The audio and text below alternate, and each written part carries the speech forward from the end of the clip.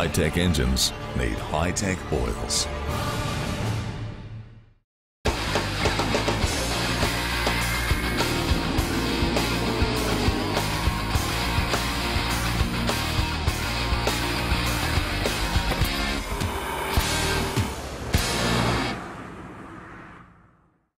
And a very big hello everybody, welcome along to another edition of Inside Speed.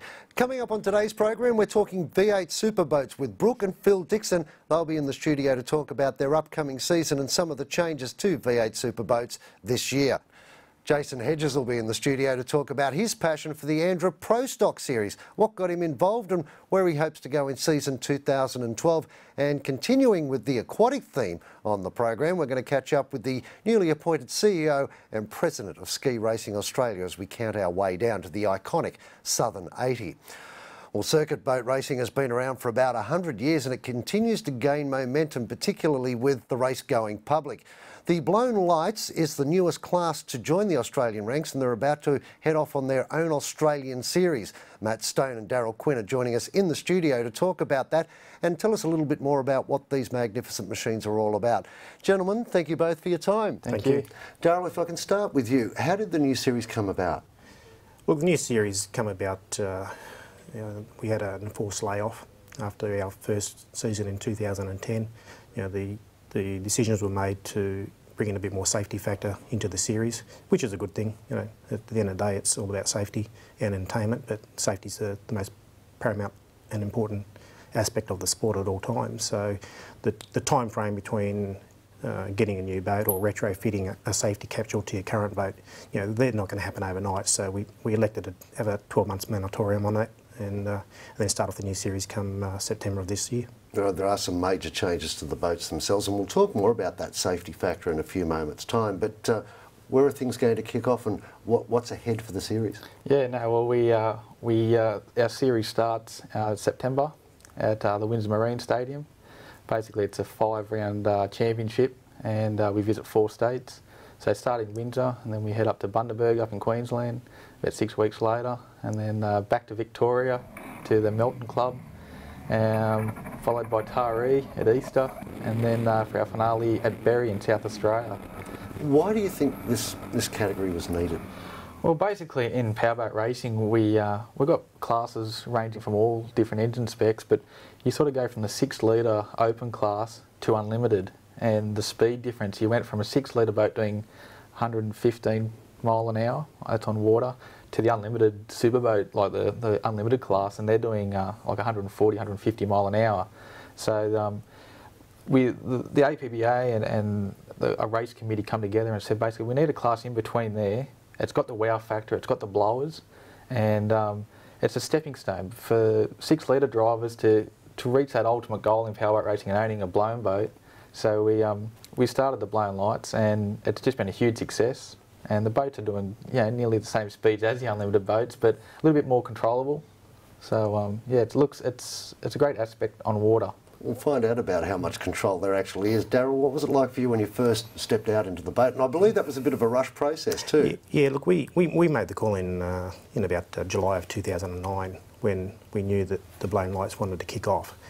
We did things by stealth. We kept things very quiet. We pulled apart a very good 6 litre, which was always at the pointy end of the field. We kept it quiet. The only people who were involved that knew what was happening was Matty Stone and Chris Stone. Chris Stone is the promoter of the sport. And Thursday night before the Friday practice, we still had a motor that only had a crank and rods in it. And we worked till 2 o'clock in the morning doing some dyno work and come back 6 o'clock Friday morning to have it ready. Got to the track at 4:30. Pits closed at 4, but they allowed us a little bit of grace, get my first run out on the water, on the blow, and look, there's nothing like it. You step in one of them blown boats with that forced induction and you know you're in for a ride and a half. Just take us through some of the safety aspects that you have, not only within the boat, but on yourself. Yeah, well, for the series I'll be running an Evercraft capsule boat, and basically I'll be running a 5-point harness. I'm running a Tiger air system, which is world famous in offshore racing. Basically I've got a fighter pilot helmet with an oxygen mask that sits over my mouth. I run a dive bottle on my leg, so I'm running oxygen all the time, so if the boat does go over. I run a harness device, and then I've got other little, fireproof clothing. I run like a belt cutter that if the belt's jammed while I'm under the boat, I can cut myself out and release myself. And then, we also rely on our crash crews a lot. There's 2 divers at each end of the track, sitting on a boat with a purpose-built crane to lift the boats out of the water. Paramedics are on the water. So the safety level is huge. It's really been stepped up, and because boats are going faster now, not just in the blown lights but in all classes, it was time for the whole sport to lift its game, get safer, and make it a little bit easier for the people on the bank. Their heart's not in their mouth all the time when we're racing. Particularly your mum.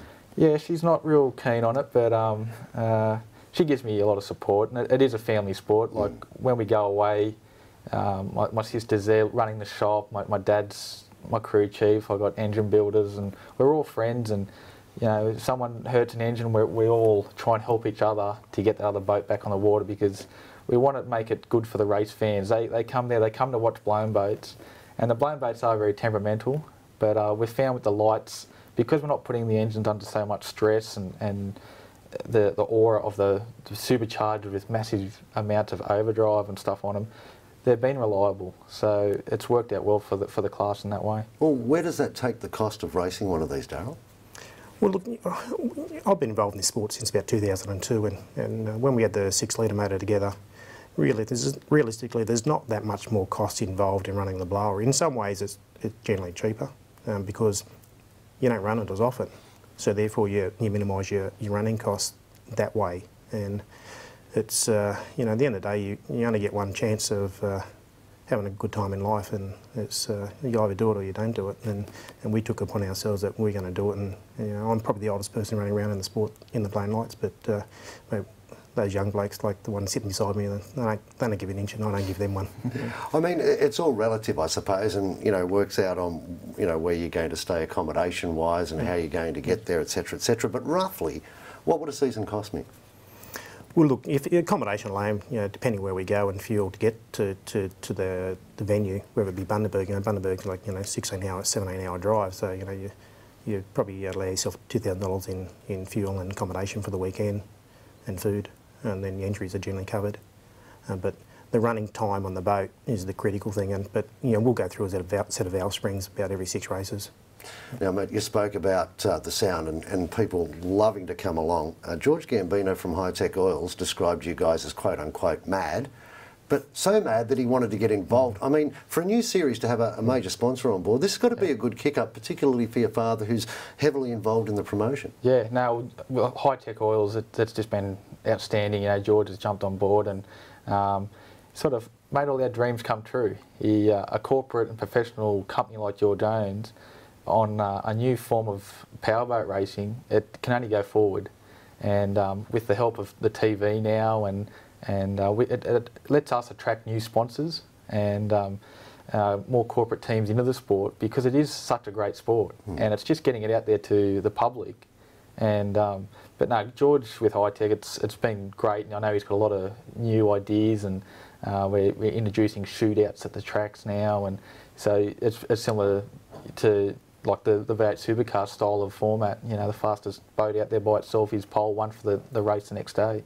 I mean, I suppose the biggest thing is George is no silly Billy. He wouldn't be involved in it if he couldn't see some value. Why should people get along this year and watch the action? Well, look, with the V8 blown lights, the racing's in front of you. We have a little amphitheatre where people can sit on the bank. They've got great viewing, and everything's happening in front of you. A bit like the V8 super boats or the sprint cars at Parramatta Speedway. Everything is right there in front of you, and you're not trying to look over the hill to see the cars going around the backside of the track. But at the end of the day, it's a great sport, because it's not only just about us, but there's other classes, and you have the lower classes for people to get introduced into the sport. And that's how I progressed. You start off at one class, you work your way through it, and eventually get to a point and go, well, this is it, let's get to the pointy end in one of the premier classes in boat racing. Well, mate, you've been helping out your father, Chris, with the promotion. So is there a website people can go to? It's it'll all actually be released very shortly. We're just doing all the final touches now, but I'm sure if you keep on the high-tech website and stuff like that, you know, a lot of news, and there's going to be newsletters and a lot of YouTube footage and Facebooks and all that. But it's all under wraps at the moment, but it's not long before it's all unleashed. The launch is just around the corner. Gentlemen, thank you both for coming in and joining us here on the program, and good luck with it. It sounds fascinating. Thank you very much. Thanks for your time. Stay with us. We're going to continue to talk water sports. On the other side of this break, Phil and Brooke Dixon will be in to talk V8 Superboats. We'll be back right after this.